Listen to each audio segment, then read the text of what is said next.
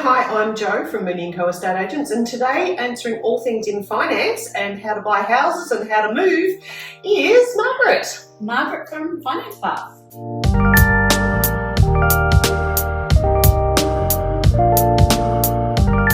Okay, we hear about credit scores, credit reports, credit this, credit that. Myths, facts, realities. Okay. What have we got? Go. First myth, do not listen to anybody Okay. that says to you that you have to get a credit card to get a good credit report. Geez, that goes back a long time. Go and get a credit card so that, you've Yeah. got a good credit history. Don't do that. Don't do that. So what a credit report shows is bad credit, really. Mm-hmm. So it'll show if you've been late on a mortgage repayment. It'll show that you've made credit inquiries. If you've got defaults, they'll show up. A default on an existing loan or? Yeah, default on an existing loan or a utility bill or a telco or... Oh God, how many? Mm. How many? Telcos. Yeah. And they're bills that people genuinely Paid. or didn't know they Yeah. hadn't. Yeah. So I remember, I think it was probably 15, 20 years ago or so, there was a whole spate of Optus. Yes. And it was just like, what do you mean? Yeah. Actually, this is going to show my age, but I actually saw credit reports with late fines from the video shop. Obviously, that doesn't happen anymore because we don't have video shops. But how trivial is that? Yeah. You know? Your $2.50 late fee. Yeah. Mm. But the interesting thing with credit reports and the listing of defaults is that sometimes those people that have listed the defaults haven't followed the right criteria to get them to have those things listed. So I actually work with a lady that can help clean up credit reports. So if there's defaults or not late payments, there's nothing you can do about that. That's just going to show on your report. But if there's a default that you believe shouldn't be there, she'll often get that removed because there's is that like the credit repair? Yeah, credit repair. License, Yeah. So I just thought they just pay all your credit. no. Okay. No, they don't do that. Yeah, cool. So they go to whoever's listed it and they go through, whatever, I don't know what goes on behind the scenes, but there's a particular process that they need to follow. They need to have tried to make a certain amount of attempts and in multiple different ways and so forth, and given the client an X amount of time. And so, and often, they haven't followed the procedure. So that's how they can get those things removed from the credit reports. And that can help boost the credit score back up again. So that's the other thing that's on a credit report is the score. So what is this like? it's the magic score. Yeah, we hear credit score. Yeah. But no one knows what it should be, No, what's good, what's bad. Yeah, so there's this algorithm behind the scenes that changes all the time, actually, because they don't want anyone cracking the code. So the things that affect your credit score, the key is you want your credit score to be as high as possible, right? What's the highest? Highest I've seen is 1100. Like, that's amazing. Like, They didn't have any credit? Yeah. They've never had credit? I don't know, but that's probably the highest that I've seen. But then I've also seen negative credit scores. They're really bad. Negative ones are bad. Yeah, and very hard to recover from. Yeah. So the credit scores the credit reports now are 5 years old. They used to be 7. Yep. So your history stays on there for 5 years. The repayments are only 2 years though, so your repayment history is on there for 2 years. So let's say, for example, there's some late payments on your credit report, and those will show up as numbers, so 1, 2, or 3, right? So you'll have the months of the year, and then you'll have like June, there's a 1, July, there's a 2, August, there's a 3. What that means is you're 1 month behind, then you're 2 months behind, then you're 3 months behind. That doesn't look great. Sometimes there'll be a 1, a 0, a 1. So you're 1 month behind, then you caught up, and then you were 1 month behind again. So showing that pattern of behaviour. Yeah. So would they be on the same debt?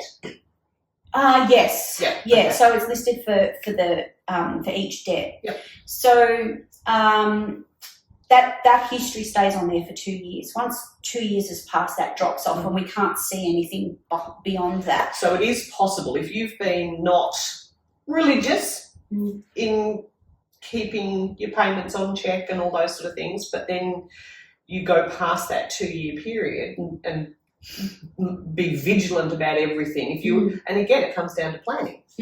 If you know you want to buy a house, So if someone, let's just say someone wants to buy a house, they know that they haven't been great.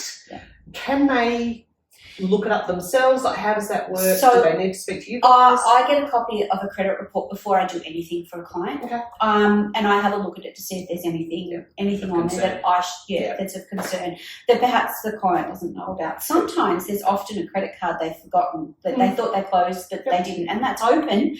But there's nothing wrong with it. It's just open. They just didn't know they had it. But what about the ones? So if you've got a credit card like that and it's got annual fees, well. because if they haven't paid the annual fee, then that probably shows up that, that they're behind. Exactly. So with the credit report, so there's exceptions to the rule. Every lender will view the credit reports differently, right? That's why consistency is king. That's why I have a job, because it's my job to work out who's going to do what, right? So there'll be some that'll say, so long as there's no late payments in the last 6 months, we're okay.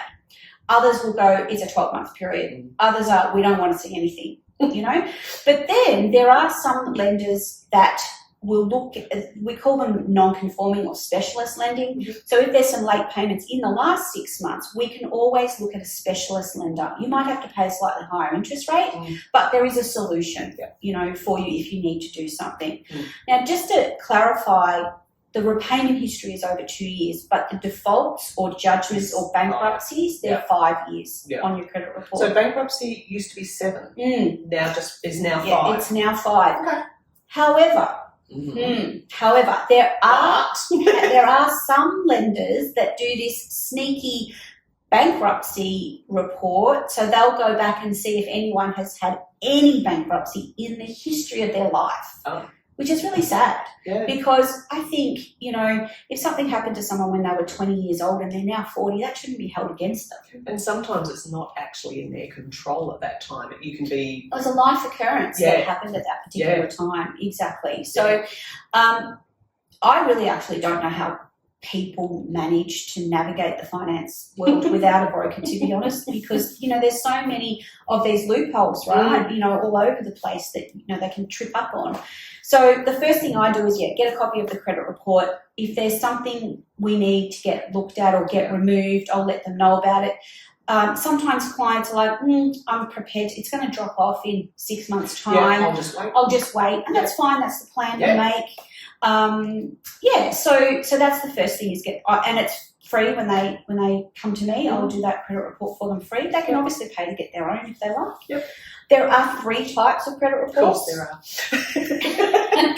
We get the Equifax because we think that's the most comprehensive. There's also an Ilion one, and then there is another one. I can't remember the name of it. And they all have different numbers on them. So go figure. They all have a different formula or algorithm behind them. They don't have the same credit score. They don't have the same. So can you shop if your credit score is not quite what you want to be? You just try another one. No, because the banks will actually probably get all 3, to be honest. But the Equifax one we find is the most comprehensive. So it's definitely worth getting that credit report up front.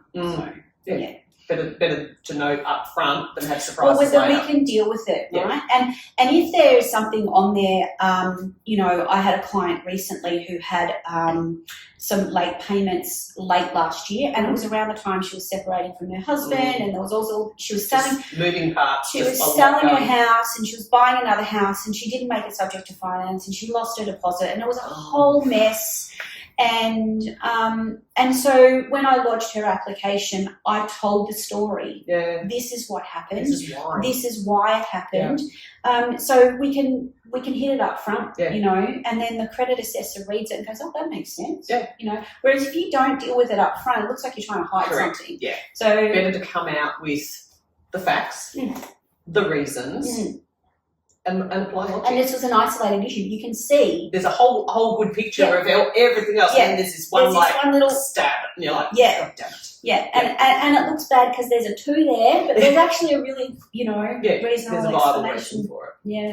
Yeah. Again, it's about knowing how to present the situations of each client. Yeah. And where to present them to. That's right. Yeah. Because there's some banks that you would know would be like, They don't want to know about that. they will just go blanket no, Yeah. won't apply logic. It actually won't probably look it at won't anything. even get past the gatekeeper. Yeah. You know, it'll hit the system and it'll just auto decline Yeah. without it even being assessed. Mm. So yeah, it's about knowing where I can place it and Yeah. how to tell the story behind the story behind the story. Yeah. Yeah.